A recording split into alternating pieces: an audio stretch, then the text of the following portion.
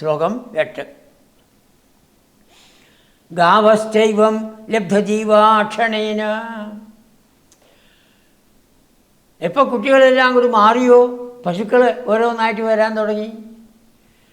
ലബ്ധജീവ, അവർക്കും അവരുടെ ജീവൻ തിരിച്ചു കിട്ടി. അവർക്കും ബോധമുണ്ടായി തങ്ങൾ മരിച്ചു വീണതാണ്. ആ മരിച്ചു വീണ താങ്കൾ എങ്ങനെയാണ് എഴുന്നേറ്റത് എന്ന് അവർക്കും മനസ്സിലായില്ല. പക്ഷേ കൃഷ്ണനെ കണ്ടപ്പോൾ കൃഷ്ണൻ കാരണമാണത് എന്ന് അവർക്ക് മനസ്സിലായി. സ്ഫീതാനന്ദാഹ, വർദ്ധിച്ചതായ ആനന്ദത്തോടുകൂടി. സ്ഫീതം വർദ്ധിച്ചതായ ആനന്ദത്തോടുകൂടി. ത്വാം ദൃഷ്ട്വാ പുരസ്താദ്, ഹേ ഗുരുവായൂരപ്പ, അങ്ങേ മുമ്പിൽ കണ്ടിട്ട്. ദ്രാക് ആവവ്രുഹു, ദ്രാക് വേഗത്തിൽ, ആവവ്രുഹു ഭഗവാനെ വന്ന് ആവരണം ചെയ്തു. ഭഗവാന്റെ ചുറ്റും വന്ന് കൂടി എല്ലാവരും.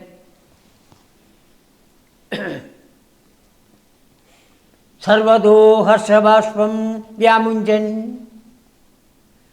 എല്ലാവരും ആനന്ദത്തിൻ്റെ കണ്ണീര്, ഹർഷബാഷ്പം അതിങ്ങനെ കണ്ണിൽ നിന്ന് ഒഴുകുന്നുണ്ട്. ഭഗവാനോടുള്ള സ്നേഹം, ആ സ്നേഹപ്രകടനമാണ്. സർവതോ ഹർഷബാഷ്പം വ്യാമുഞ്ചൻ, സംസാരിക്കാൻ അറിയില്ല. മന്ദം ഉദ്യന്നിനാദാഹ, മെല്ലെ മെല്ലെ അവരും ശബ്ദിച്ചു. ഭഗവാനോടുള്ള നന്ദി പ്രകടനം നടത്തി എന്നർത്ഥം. അവർക്ക് സംസാരിക്കാൻ അറിയില്ല, പക്ഷേ ചില ശബ്ദങ്ങൾ പുറപ്പെടുവിച്ച് അവർ ഭഗവാനുള്ളതായ നന്ദി പ്രകടമാക്കി.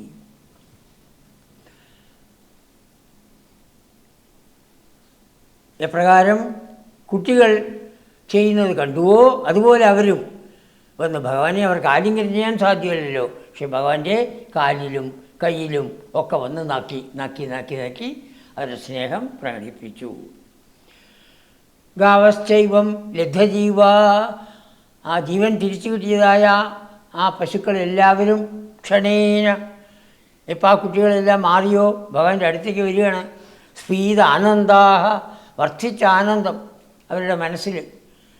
നോക്കിയപ്പോൾ ആരാണ്? ത്വാം ദൃഷ്ട്വാ പുരസ്താൽ, ഭഗവാൻ ഈ മുമ്പിൽ കണ്ടു. ദ്രാകാവവ്രു, വേഗത്തിൽ ഓടി വന്ന് ഭഗവാന്റെ ചുറ്റും നിന്നു. സർവതോ ഹർഷബാഷ്പം വ്യാമുഞ്ചന്ത്യ, എല്ലാവരും കണ്ണിൽ നിന്നങ്ങനെ തെരുതെരെ വെള്ളമൊഴുക്കിക്കൊണ്ട്, ആനന്ദ കണ്ണീർ ഒഴുക്കിക്കൊണ്ട്.